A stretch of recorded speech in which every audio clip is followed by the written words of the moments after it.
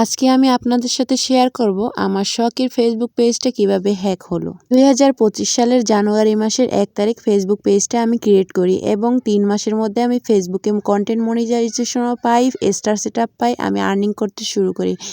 প্রায় 3 মাসের মতন আমি আর্নিং করেছি, প্রায় $90 মতন। তারপরে হঠাৎ করে ওসমান হাদিকে নিয়ে আমার একটা পোস্ট করার কারণে ফেসবুক আমাকে রেস্ট্রিক্টেড করে দেয় এবং ইস্যু ধরিয়ে দিয়েছিল, যার কারণে আমি খুবই টেনশনে পড়ে গেছিলাম। হঠাৎ একটা ছেলের পোস্ট দেখলাম যে সে নাকি ইস্যু রিমুভ করে দেয়, কিন্তু আমি আসলে জানতাম না যে ইস্যু কিভাবে না জেনেই আমি ওই ছেলের ফাঁদে পড়ে গেছি। তো যখন আমার ফেসবুকের সব কিছু দেখতে চাইলো স্ক্রিনশটের মাধ্যমে, আমি দেখেই দিয়েছিলাম যে দেখে ও বলল যে হ্যাঁ আমি এটা রিমুভ করতে পারবো। প্রথমে ও ক্রোম ব্রাউজারে গিয়ে আমার অ্যাডমিন আইডিটা রিমুভ করে দিয়েছিল, তখনও আমি বুঝতে পারিনি। পরে জিমেলের কোড চাওয়ার পরে আমি বুঝতে পারছি যে হ্যাঁ হয়তো এটা আমার ভুল হচ্ছে। তারপরে আমি ফোনটা সাথে সাথে কেটে দিই। আসলে আপনাদের সাথে বলাই হয়নি যে আসলে এই কাজটা কিভাবে করছিল। ও আসলে আমার ফোনে স্ক্রিন শেয়ারের মাধ্যমে এই কাজটা করছিল। ফোনটা কেটে দেওয়ার পর ও এমনভাবে আমাকে বুঝাইতে শুরু করলো যে আমি ওর সাথে কাজটা না করে আর পারছিলামই না। পরে আমি আবার ফোন দিলাম। ফোন দেওয়ার পরে ও ভুলভাল বুঝিয়ে আমার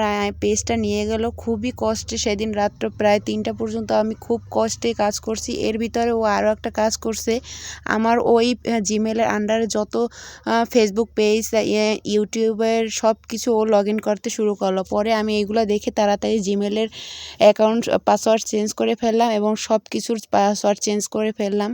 কথাগুলো আপনাদের সাথে শেয়ার করার একটাই কারণ যে কাউকে না জেনে যাচাই বাছাই না করে কাউকে কোনো আইডি বা পাসওয়ার্ড কোনো কিছুই দিবেন না। আমার মতন ভুল কেউ করবেন না। আমি যে ভুল করছি তার মাসুল এখন দিতেছি। আপনারা এই ভুল কখনোই করবেন না। সবাই হ্যাকারদের থেকে দূরে থাকবেন। কারো মিষ্টি কথায় পা দিবেন না, কারণ মিষ্টি কথাই কিন্তু সর্বনাশের মূল কারণ।